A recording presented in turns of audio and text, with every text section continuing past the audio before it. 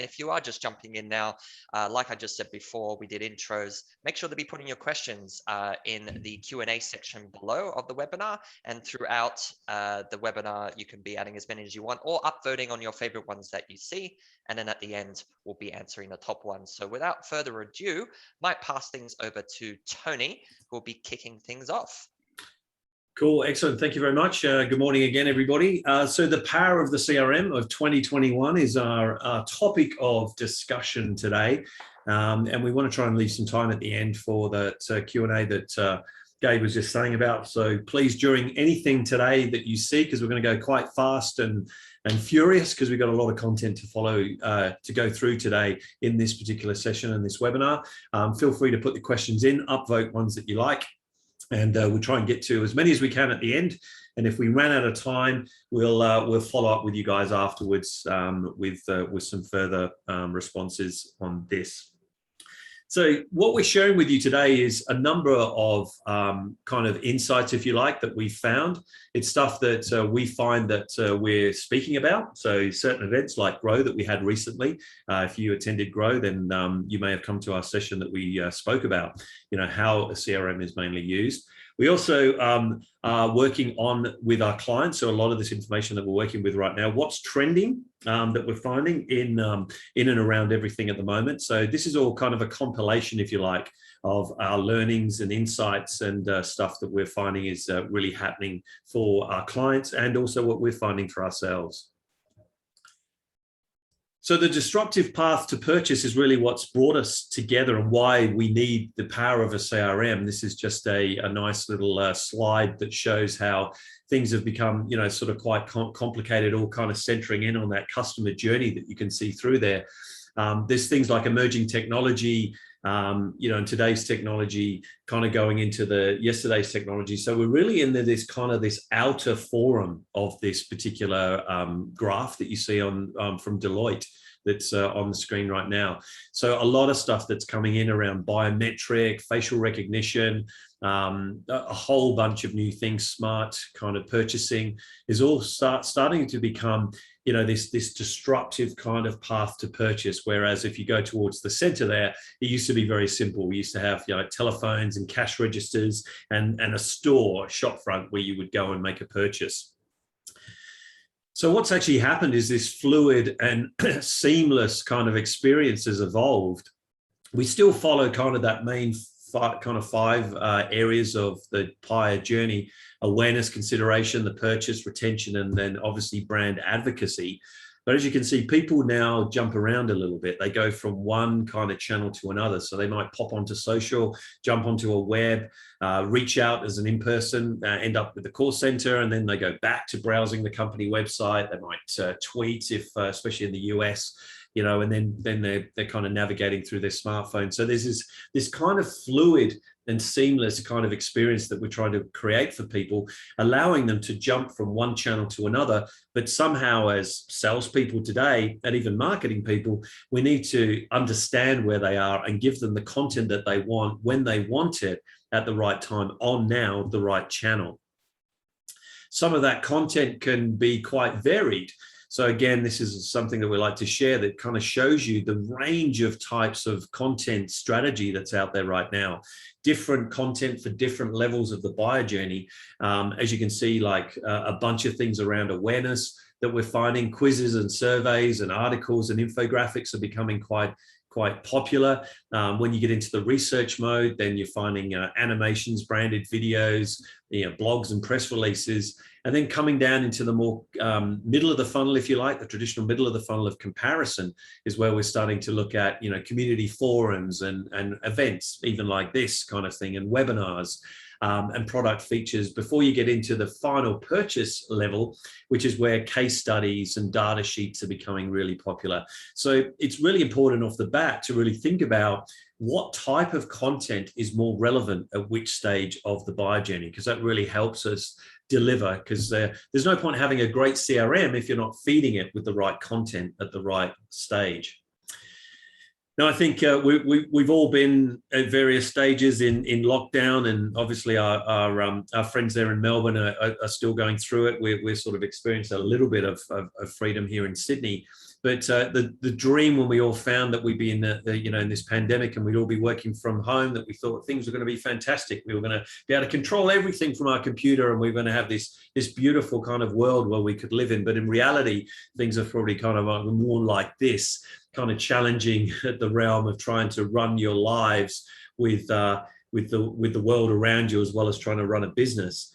But really, one of the things that's helped is having a good CRM platform, because a good CRM platform is really something that helps us have some organization in our life. So Justin's going to take us through just a high level introduction to, firstly, what is a CRM platform?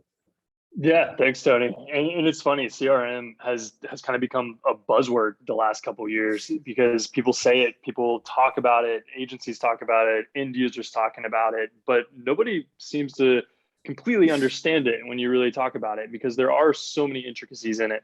But a CRM, obviously, as a customer relations management, is a core source of truth, a core centralized platform that allows you to handle all of your contacts, all of your customer relations in one central location, becoming that valuable source of truth.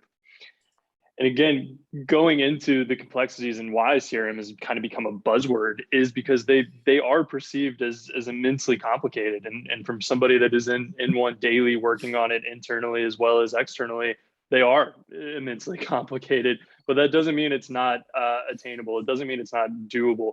More than a third of the CRM implementation projects eventually fail because a lot of times they're just truly missing that initial logic, that initial thought process, that initial understanding of why are we using a CRM? What is the point of this? Why is this becoming a business asset for us? The other aspect of it is that 50% of sales leaders say it is difficult to use. And again, going back to that initial thought process and that initial understanding that is typically missed, that is typically rushed through, it creates essentially just a series of steps and a series of automations that typically get hard to counter. And essentially what's happening is you're constructing yourself a infrastructure that just doesn't work, that's destined for failure. And not only destined for failure in making it difficult for leaders and users to use, it makes it difficult to actually correct. It makes it difficult to actually go back in and correct and fix the deeper you get into it. So having that initial logic and that initial understanding is immensely valuable. And the other aspect of it is the fact that, one, hey, there's so many things you can do. Two, the way it's set up right now makes it very difficult to use. I don't even know how to go. But also that perception of I don't know how to use it also lends itself to, if I don't really know how to use it, it must not totally be doing what we want, and let me go somewhere else. Let me go find something else, or kind of kick back into the traditional way of managing my contacts. And again, that's kind of a fallacy in the fact that everything that is in a CRM and typically most CRMs across the board are all going to be doing the consistent things. And the reason they're perceived as not being powerful enough and they're perceived as surprisingly incomplete is because that no one knows. The users aren't educated on how to use it, aren't educated on the valuable assets, aren't educated on how to bring this source of truth together. So that perception just kind of builds on itself, similarly to how incomplete setups build on itself and gets harder and harder to correct. And again, in 2021, you no longer have to choose between powerful and easy to use. And that's the thing that we really want to focus on in this webinar today, is the fact that one CRM, one setup, put in correctly, thoughtfully connected to internal processes, can really be your end-all solution. And going back to that original slide, that source of truth. Cool. And so what we're going to really show today a lot is going to sit around the HubSpot CRM, because we use that a lot. It's something that has proven itself to be quite a relevant and robust CRM for a multitude of different businesses. In essence, the HubSpot CRM kind of sits at the core of a bunch of hubs that HubSpot has. If you're new to HubSpot, then this is kind of the dynamic that shows you how that works. So the CRM, or the customer relationship manager, is in the center. Then you have marketing hub, sales hub, service hub, and also operations hub is the new one as well, which kind of completes the ecosystem. One of the things that we like about HubSpot is the simplicity of the drag and drop features, the easy to use stuff that's available to you. So whether you're building out templates, In any of the hubs, you can certainly just simply, use the what you see is what you get kind of dashboard of dragging things in and dragging things out. And also some of the unique stuff that's starting to come into play on the right-hand side there. Programmable email content is becoming a big thing. So we're getting a lot of that. Custom objects is a new feature that's been added into a lot of the hubs, and being released actually at Inbound in the next few days is custom objects on websites as well through the CMS hub, which is interesting. But there's a lot of interesting kind of features that HubSpot has that bring into the toolkit. In essence, the HubSpot CRM platform allows you to unify your marketing, sales, and service databases all into the one. You can share context between your teams. So it really gives you this ability to see across all of your teams, real-time activity around a particular contact. So it enables your sales team, your marketing team, your service teams to be able to log in and see the true activity in real time about what a contact is actually having, as well as some interesting company and contact insights. It's also a great organization tool as well. So you've got fantastic things in there like reporting dashboards, live chat, and deals, which we're going to go into a little bit more detail. Some of the great features of what is available to you through a platform and a CRM like HubSpot. Just as a kind of a high level, for those new to HubSpot, really, as I mentioned before, you've got Sales Hub, Service Hub, and Marketing Hub sitting in the center there. And then CMS Hub, which is built in as well to host websites, and Operations Hub, which enterprise version of Operations Hub is being released by HubSpot next month in November to complete this kind of ecosystem, if you like, for businesses. To the top left and right of the HubSpot main icon there, we have research and development. So one of the things that HubSpot constantly do is researching and adding more features and growing the platform based on users' responses and what's happening in the marketplace. And then the app marketplace on the right-hand side allows HubSpot to connect with a bunch of different other tools, which is very, very important. So this is what the app partner program or app marketplace looks like. So you can actually connect in with a bunch of other tools. For example, one of the ones we work very closely with is a platform called Quilla, which is a really interesting drag and drop proposal software for salespeople. Very, very easy to use, bolts onto HubSpot. So from the sales CRM, you can instantly prepare very, very easy proposals that can go out there and get approved by clients seamlessly and very, very quickly. So it speeds up the whole sales process. You can also integrate with existing CRM. So HubSpot as well recognizes that some clients or customers may already have existing kind of historical and legacy programs in place. So for example, platforms like Salesforce can now integrate with HubSpot. So you can use HubSpot in a variety of different formats that connect through to existing platforms like Salesforce or whatever kind of ERP system, for example, you may have in-house. So just to, before we get into the features and some of the things that you can be doing from kind of the power of the CRM, just wanted to kind of recap on where we are with why the buyer journey has changed so much and why you need a CRM even in the first place. So originally, like the buyer journey used to be quite linear, quite easy to follow, from marketing, handing over a prospect to sales, then sales converting that prospect into a customer, and then service jumping in to look after that customer, give awesome service, and then they become a promoter at the end. The buyer journey has kind of somewhat changed and now kind of looks like this, where there's no linear part to it anymore. It's people jumping from one thing to another, like we were saying at the very beginning of this webinar.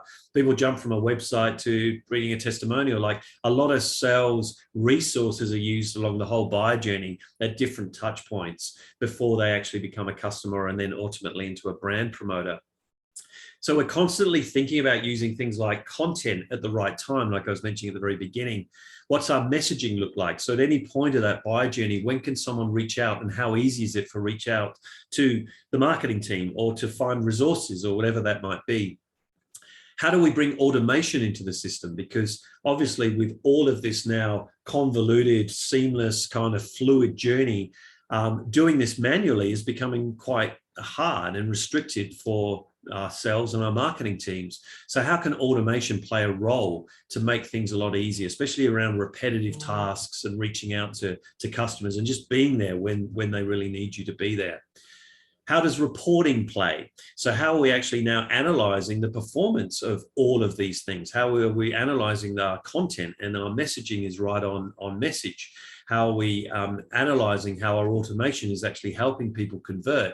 All of these things are important. And then that gives us this pure data, this real-time data that allows us to make some real good buyer decisions or business decisions and insights into how we grow our business moving forward. How the content kind of rolls or how things sort of look is really this whole journey in a sense, from strangers to prospects, customers and promoters. We're really at the very beginning in the offset trying to, obviously get traffic into a website or our online assets, convert leads, qualify those leads. So our sales team aren't wasting time with leads that are really just not qualified or relevant to our business. We need to then learn as quickly as possible about our prospects and why they're there and what they're interested in. Nurture those relationships and educate those prospects. So we're giving them the information that they want when they need it, to ultimately get down into the blue area here, which is really delivering exceptional service, constantly gathering customer feedback so we can improve on that service. We want to increase the opportunity for upsells and cross sales and referrals, and then ultimately engage consistently with the best performers, the best customers that we want that are going to become our brand promoters. So they go out there and tell more people about how great we are and how good the service and the products and that we do are. So then people come back around again into the orange area of the strangers moving through the same cycle again. And that's kind of how we grow the business. And the CRM kind of fits in the center of all of this that we're seeing today. So HubSpot puts this into a nice little package called the flywheel, where you can see the center now, which is our CRM of what we're talking about today, is really about growth. Attract, engage, and delight becomes the buyer journey around the outside. And then our strangers, prospects, customers, and promoters are spinning on the outside. Like any flywheel, the more we remove the friction, the faster the flywheel spins. The more the flywheel spins, the more energy it creates and hence drives our business and helps us grow. So this is really what we're about today, is how does this CRM and some of the stuff we're going to share with you today really help your business remove the friction for customers to buy from you consistently and more oftenly around that. So we're going to cover off a few different, I think we've got about 5 key areas that kind of analyze for us the benefits of a CRM. Just make sure, please, you use the Q&A. We're here to make this as interactive as possible. So as you see the stuff we're going to share with you today, if there's any questions that come to mind, jump into the Q&A, throw them in there, and then we can sort of sort them out and answer those towards the end. But to kick off with our insight number 1 on our power of our CRM, I'm going to hand over to Justin, who's going to take us through data analysis. Yeah, thanks, Tony. And again, what we're going to be talking about now, we got about 5 bullet points here to go through, and they're going to be functions and aspects of that CRM that goes back to what I was earlier talking about. And when you really get the benefit of a CRM and really get the flywheel working correctly, these are these core aspects that you want to look at, making sure you understand internally in your business. You can verbalize it, you can document, you can diagram it, and then you can actually start crafting your CRM to function based on those processes. So one of the first ones that we'll look into is data analysis and an item called segmentation. And we see it routinely with client portals that we have, where segmentation is typically very, very, very underutilized.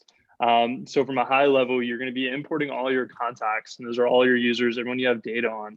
And then from that contact list, you want to actually start breaking those lists down. You want to start defining key attributes, whether they're personas, whether they're key actions, or whether they're just simply companies that people are a part of, and another form of segmenting and skewing.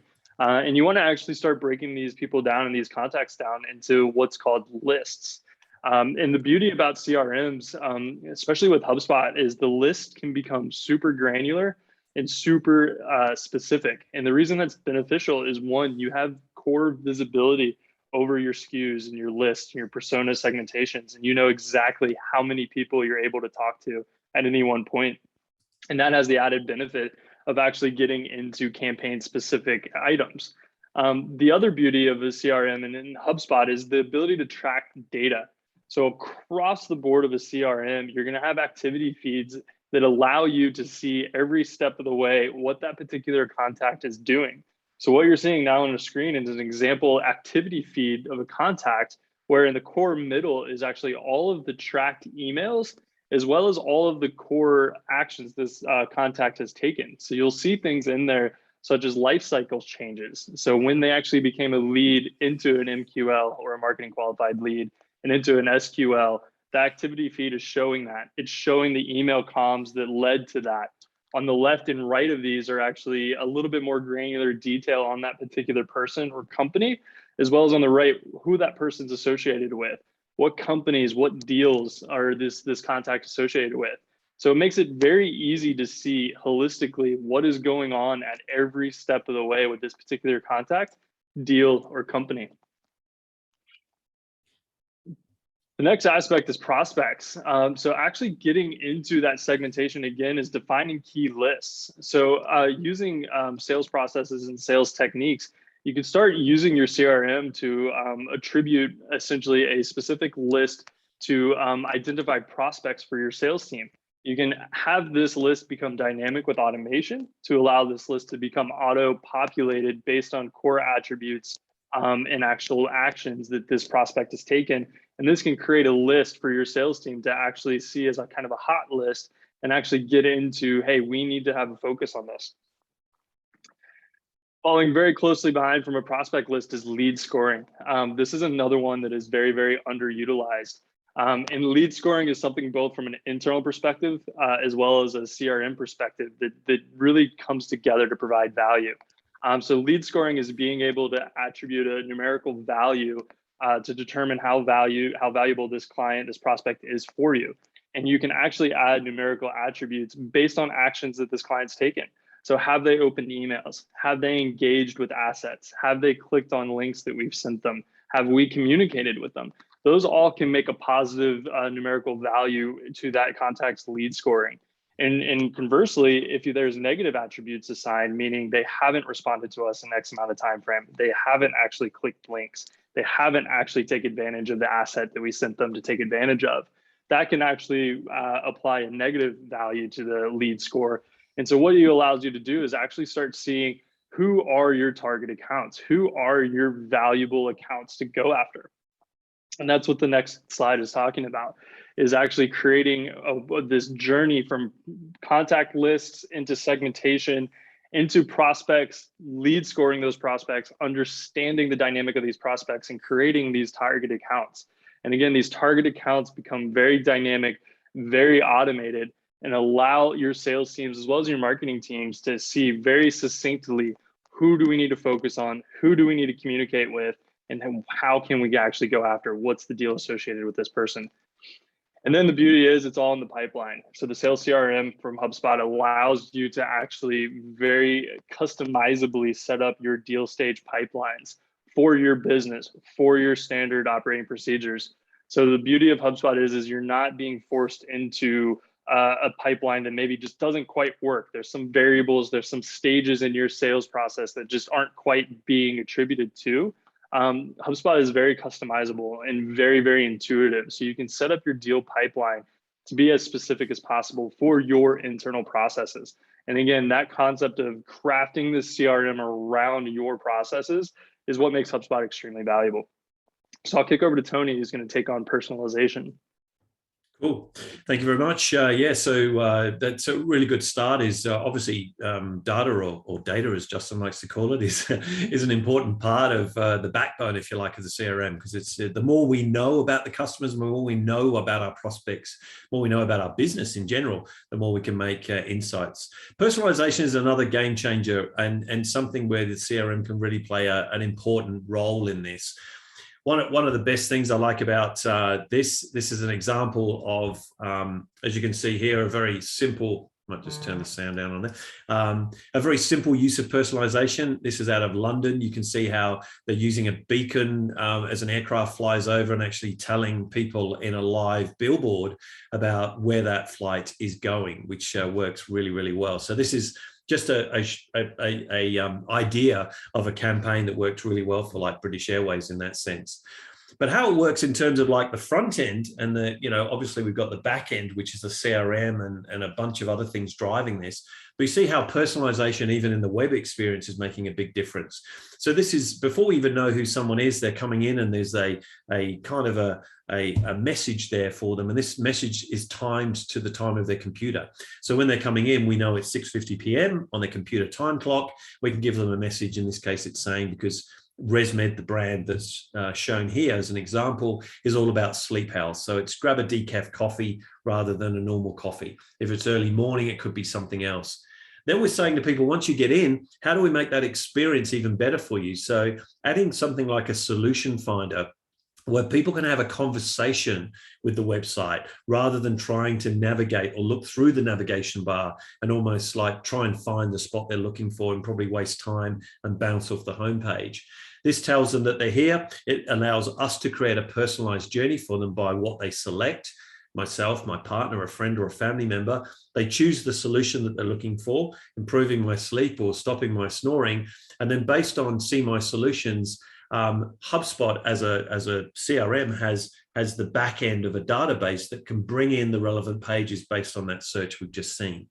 What we found is this reduces homepage bounce rates by up to 40% because we're getting people into the heart and soul of the website, into the content that they're really looking through for. Personalization also happens in communication. So in email, obviously being able to personalize your email. In the sales CRM, you have things like sequencing, where you can actually sequence a series of personalized emails based on the activity or the first contact that someone's had. In this personalized email option here, you can just drag and drop email conversations and send out communications via the platform. Very, very simple drag and drop, but you can see how easy it is to build out a particular email but then also add personalization into it. So it's hey there and a name. It's going to say, you originally attended Grow, for example, and it will actually bring up that relevant information and make that email correspondence very personalized. Drag and drop modules are very important, so easy to use. You can just drag things in and drag things out. And, we work a lot with clients where we pre-build those modules for clients to make it very, very easy. So the sales team can build out communications just by simply drag and drop. You don't need to know anything about web language or HTML. It's very, very easy to customize and build anything from a web page, a landing page to an email communication. One of the examples of a typical kind of tool, if you like, for qualification, as we mentioned before, like one of the challenges that a lot of sales teams has is how do we qualify leads? So that kind of consideration stage is important to have something like this. So this is an example from a client of ours called Real Insurance, where at the middle of the funnel, we're asking people to find out how insurable they are and how they compare to others at their particular lifestyle change. So are they at a certain level? So are they buying a home? Are they getting married? Are they downsizing or retiring? And based off the result that they get, it can triage them off on a typical email journey, but it can also tell them how they compare to others. So once they filled in, it tells them what insurances might be missing. So it helps them naturally move to the next level, which is to talk to a salesperson about, well, what insurances could I be using or should I be having? But it also backs it up by saying, based on where you are right now and the types of insurances that you have, you match 30% of other respondents that have filled in. People just like to know, how do they compare against others that have already completed the tool? This is what the email looks like in terms of a workflow, very personalized. So as you can see here, the retiring, the downsizing, or the growing, based on what they filled in that middle of the funnel kind of engagement quiz, we can now send off emails or correspondence or content that's relevant to them in their journey right now. So if they're retiring, we can talk to them about that. If they're growing a family, we can talk to them more about information and education around that particular subject.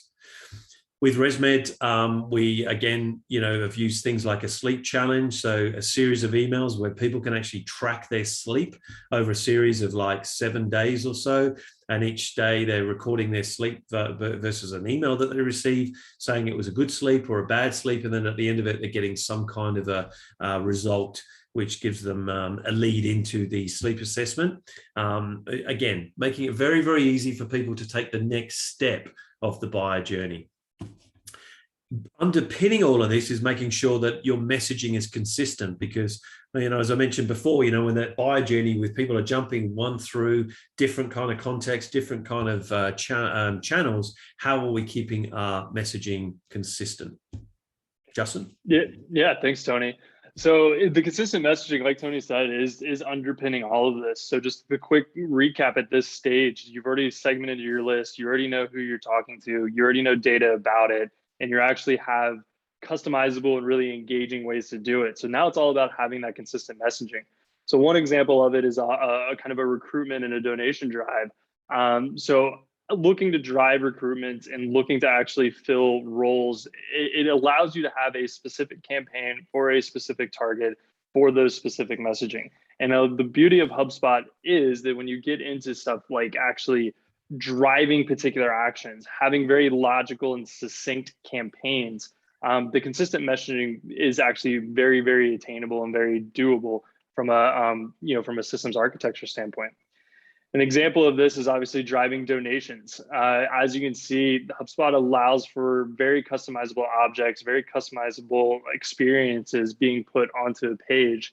And each one of those little purple boxes you see there are extremely tracked and extremely relatable from a smart content perspective to allow people to engage, meaning based on engagement, based on what people are taking, which button they're clicking, and how they're clicking it, we're going to know exactly what's going on, and we're going to actually be able to tell what's happening and how to continue the journey with that consistent messaging. What's the next thing in line this person needs to hear? What is the next step in the campaign? What's the next step in the journey that this person actually needs from a consistent standpoint?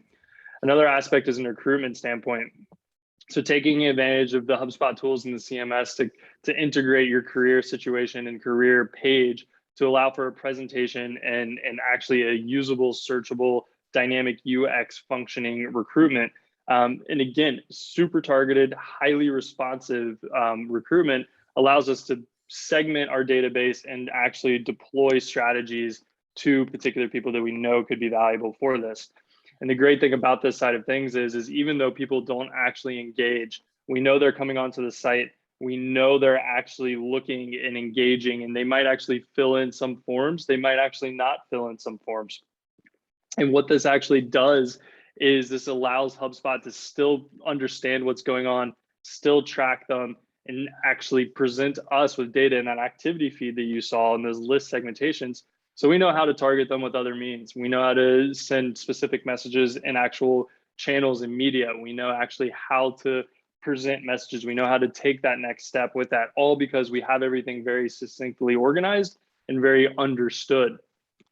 And the last thing, again, is no matter if the form is half filled or even fully filled or not filled, HubSpot is tracking and understanding that behavior, and it allows us to make very personalized, consistent messaging opportunities for any step of the journey, whether it's recruiting, whether it's driving donations, or whether it's simply even newsletters. Newsletters is one thing that I think is very underutilized, but the beauty of HubSpot, custom smart content and personalization, all of this stuff coming together allows you to tailor that experience every step of the way consistently. And again, the next step in the line is automation. And I'll kick to Tony for that. Cool. We've got 2 more to go because we said we were going to do 5 before we open up for questions. It's good to see some questions coming in. Please feel free to use the Q&A. Just add your questions, whatever's on your mind, whatever you'd like to hear more of, or any question. There's no wrong answers. Just share with you any information we can towards the back end of here. Automation is one of my favorite ones because this is the bit that does all the heavy lifting for us. So especially if we're a small team, maybe there's just a one-person operation, whether you've got a sales team of just 2 or 3 people, you need automation. Automation is really going to help you achieve the ability to have a team of like 10, 20 people that are constantly working 24/7 by having this thing called automation. To give you an example, here's a customer journey from a finance company of all the different kind of touch points, if you like, that can kind of happen. Firstly, a typical journey would have an awareness, so they've got online ads or retargeting, whatever might happen. It then goes to an acquisition format, which generally could be a landing page or an online follow-up. Then that goes into the onboarding side of things, which is generally, in this case, is an online account or a phone call. Maybe it's a sign up on an app that they've got to download first. They may be engaged, invited to attend an event or arrange a meeting. They get delighted by receiving promotions or member benefits. Conversion is obviously getting them then to sign up to do an online application or a DocuSign or something like that. And then retention is really where they constantly get emailed back, social rewards, email gifts and things like that to continually keep them engaged in the product.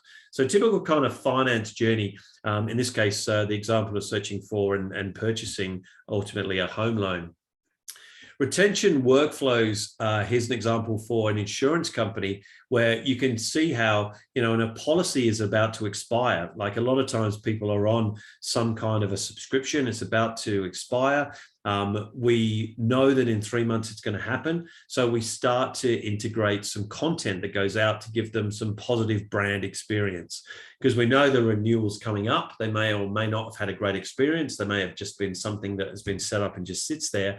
So we start to give them value for money, some awards, some testimonials, starting to feed some really good, valuable content. And that goes back to Justin's earlier point about things like newsletters, sharing really positive information with these people. When you get back to like waiting 1 month, you've actually given them some time to kind of reflect on some of the great content, the positive brand content you've sent them, and then you finally send the request for a renewal. And the retention rates are going to be a lot better because people are going to feel more positive that you haven't just gone in after 3 months or just before the renewal and said, hey, it's time to renew, just sign up. And they're kind of faced with this decision to sign up or again for another 12 months or not. Also, workflows around conversion workflows, as you can see here. Cart abandonment is a big thing. This is an example of a retail company, but obviously if you have an e-com store or something like that, cart abandonment's a big one. People go through the process of almost about to buy something, and then all of a sudden they just pull back. So as you can see here, the leads that failed to convert from a particular online initiative, they get segmented into these different channels. So 10% of them are going through a traditional kind of journey, and then 90% are going through a different journey where we're kind of A/B testing. So A/B testing to see, instead of just sending everybody the same experience and hoping that that's the right thing, you can A/B test. In this case, it's 10 and 90%. You could do it the other way and go sort of 30, 30, 30 or 50, 50. HubSpot allows you to do dynamic testing, so you can actually have multiple different levels of testing going on at one time. It could just be testing a series of workflows in this case, or even testing the performance of a landing page. And then people are actually coming through, and if they haven't opened something, they're getting sent through a SMS offer to, again, take them out of an email chain and push them into more of an SMS as well. So a couple of channels being used there in that conversion workflow. SMS is such a big thing that's often overlooked. Again, something that's built into HubSpot. Not all of us will sit and live and breathe emails, and emails sometimes aren't as instant as we like them to be. So the idea of SMS notifications actually helps tailor your communication strategy, especially in the sales process. So from the MQL, the middle of the funnel, down to an SQL and opportunity, this is where SMS notifications can really work well. It's important, though, that they work with your existing comms.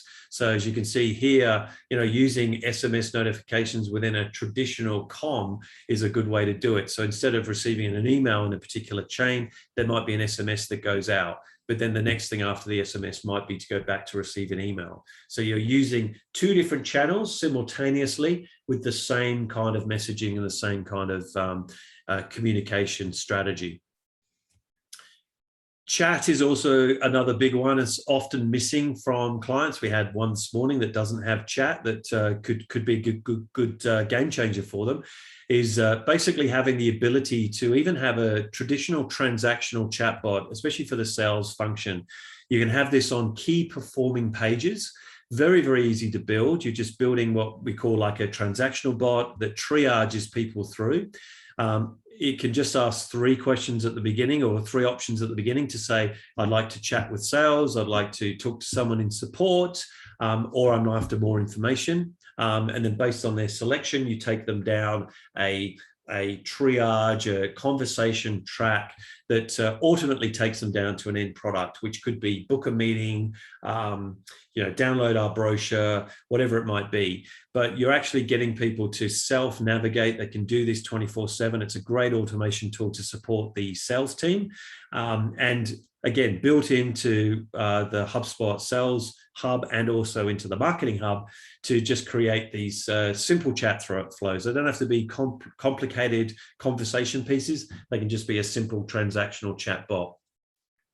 So all of this is actually tracking into our data. So kind of circling back, we started off with data, or data as Justin likes to call it at the very beginning, but all that data means nothing if we're not using it to better make decisions, to better look at how our business is performing and how we can actually optimize our effect in the marketplace, optimize our customer experience, and optimize our lead through to purchase.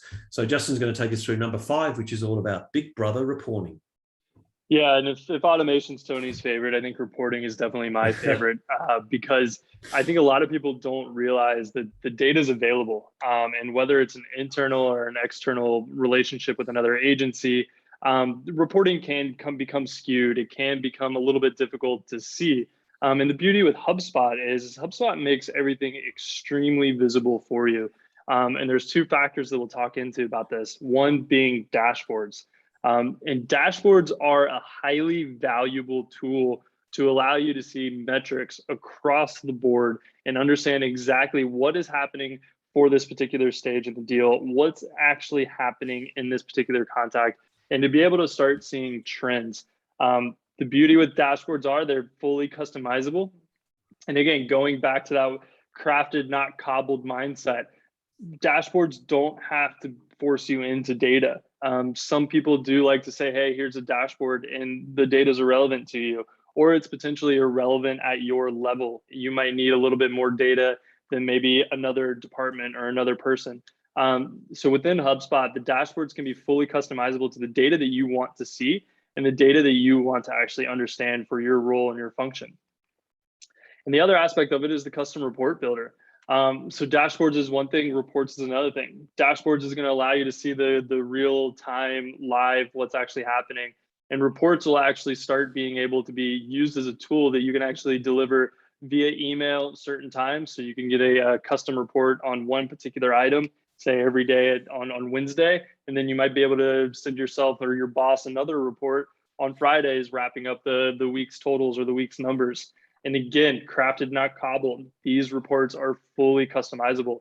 There is substantial architecture that goes into creating these reports that we do with clients to make sure that this report is touching everything that they need to touch, and it's in an understandable format. This isn't just an Excel sheet dropped on your table. You're going to be able to customize this with graphs and functionality and data and numerals that you want to understand and you can understand. So it makes it a very custom experience. It makes it a very easy way to see data.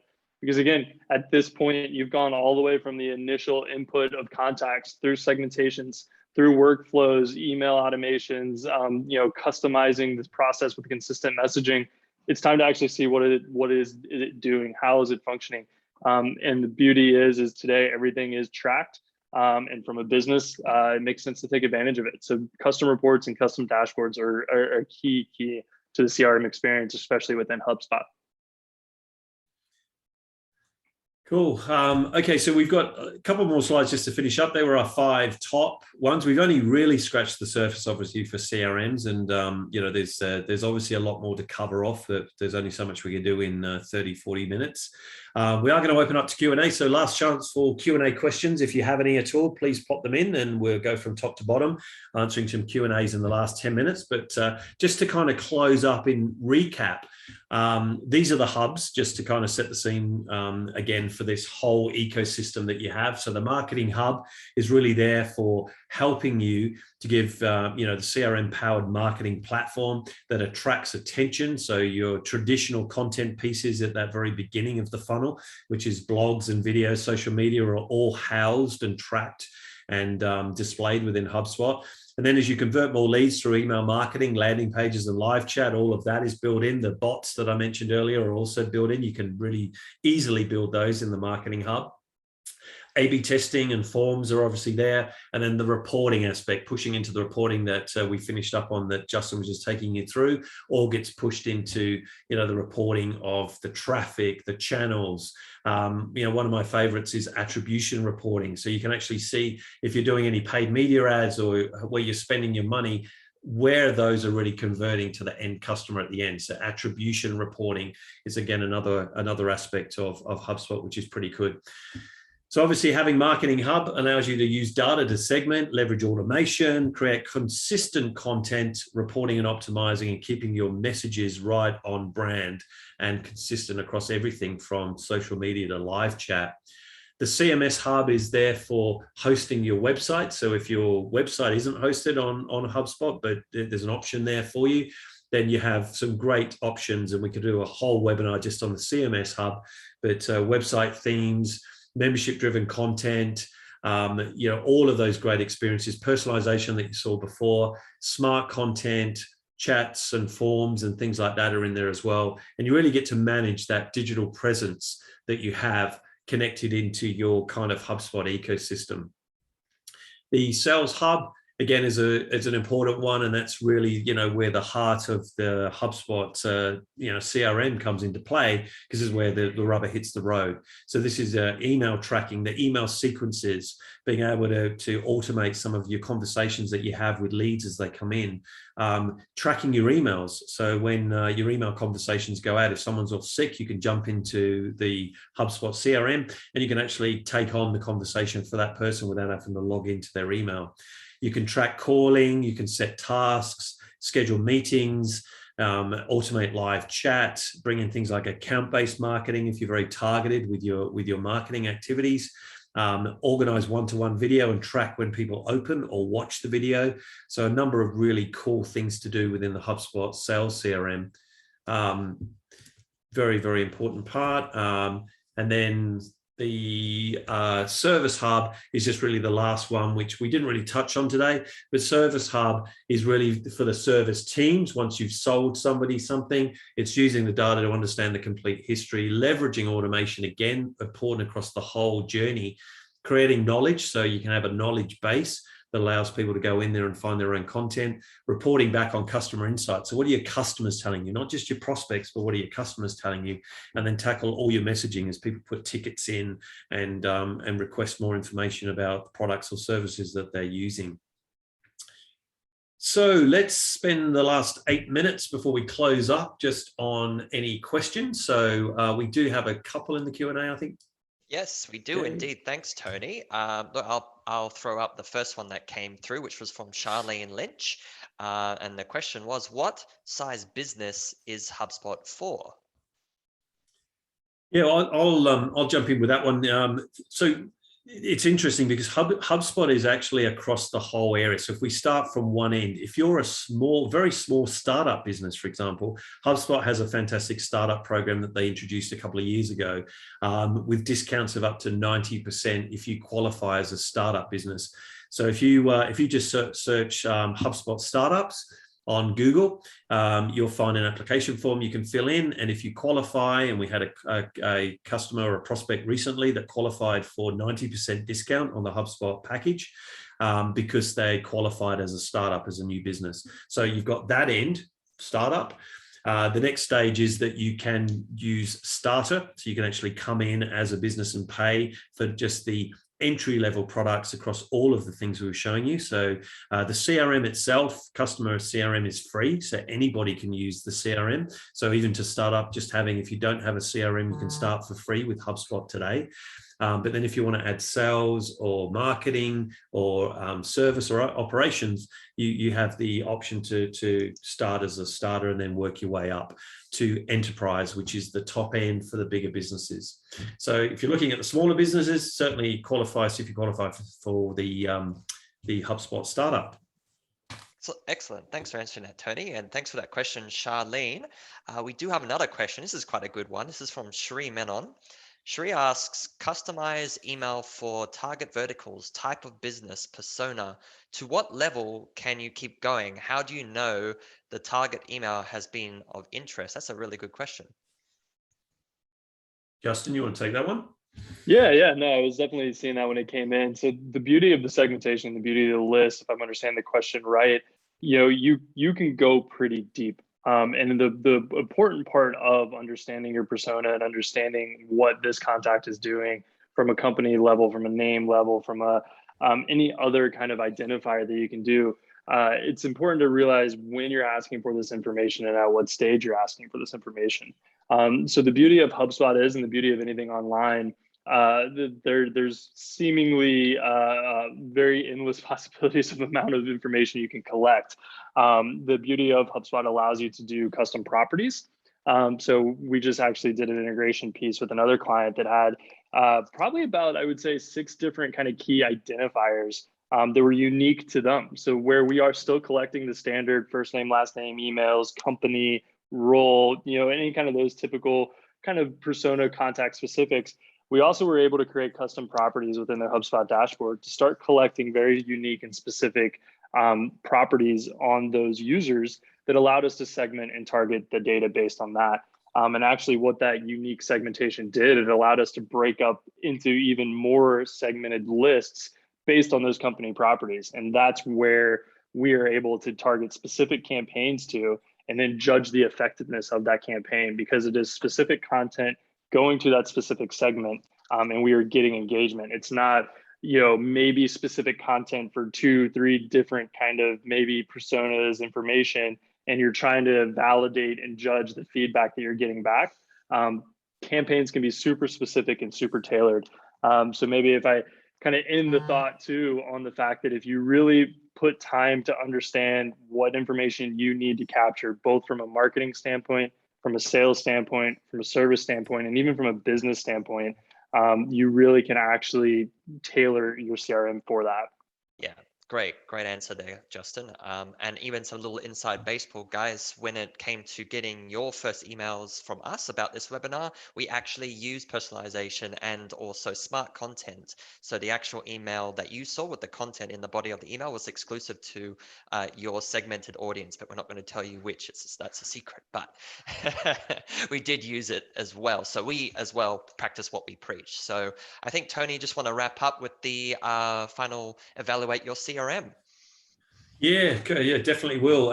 Thank you everyone for joining us for the last almost hour that's over. There will be a follow-up email with these links that you're about to see. So don't worry if you don't get them down, but if you do want to jump in and use them, you can. So we have a special kind of tool that we've set up called What's the Ideal Marketing Platform for Your Team? It's a simple series of questions which then allow an evaluation of the best CRM for your team right now, or your size of your business.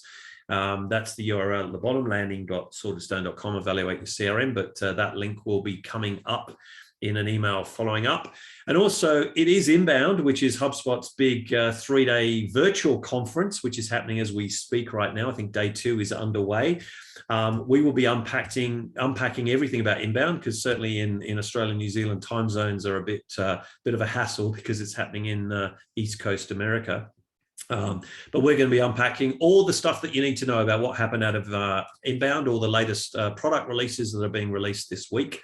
From HubSpot, and anything else that was shared at the 3-day event that's happening right now. So if you want to join us, it's October the 19th, which is next week.